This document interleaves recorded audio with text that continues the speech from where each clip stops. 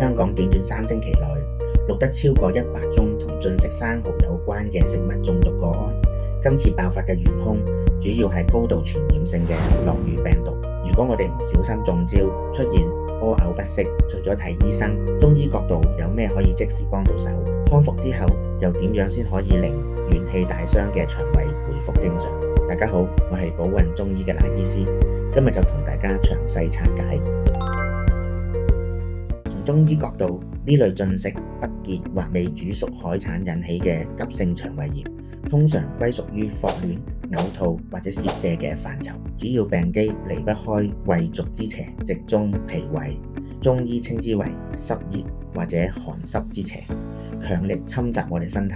第一時間攻陷嘅就係負責消化嘅脾胃系統。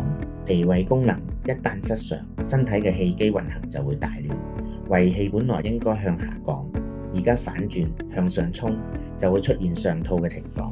脾氣本來應該向上運送營養，而家反而向下走，連帶水濕濁氣一齊湧入大腸，就會造成下瀉，應該升嘅唔升，該應降嘅唔降，呢種氣機阻塞嘅狀態就會出現腹脹同絞痛。喺中醫角度，食物中毒嘅病情可以分為2個唔同階段。急性期即係病毒邪氣最旺盛嘅時候，呢個階段嘅特質係身體正氣同邪氣激烈搏鬥，會出現明顯嘅嘔吐、腹瀉、發燒、腹痛等症狀。喺急性期，中醫嘅治療重點係驅邪為先，要迅速將入侵嘅濕熱或寒濕邪氣清除出去，所以用嘅方法會偏向驅邪為主，例如用芳香化濕、清熱解毒嘅藥物，幫身體盡快排走毒素。急性期過去，冇再不斷屙嘔，係咪就代表冇事呢？未必。邪去正安，病毒雖然清咗，但我哋嘅脾胃氣血已經大傷，處於非常虛弱嘅狀態。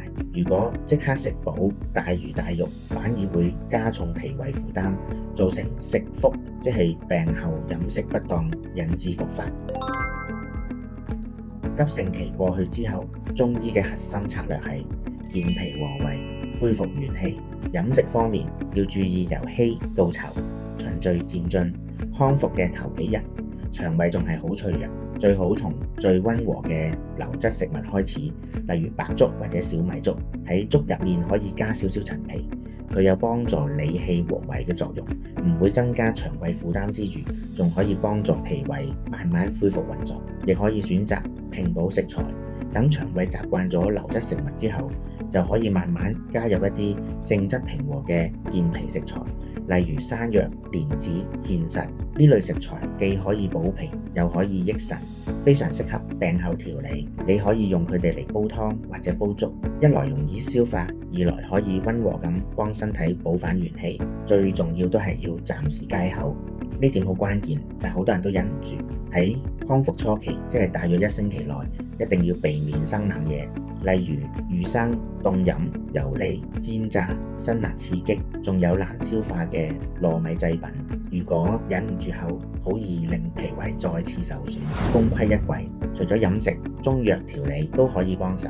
中醫師會根據你康復後嘅體質，例如仲有冇少少肚脹、乏力、大便唔成形等情況，辨證論治。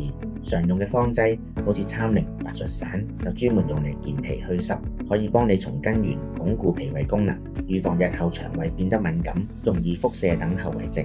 正所謂正氣存內，邪不可干。一個強健嘅脾胃係我哋抵抗外邪嘅第一道防線。如果想學更多中醫智慧，記得追蹤我哋 YouTube channel 啦。我哋下集再見。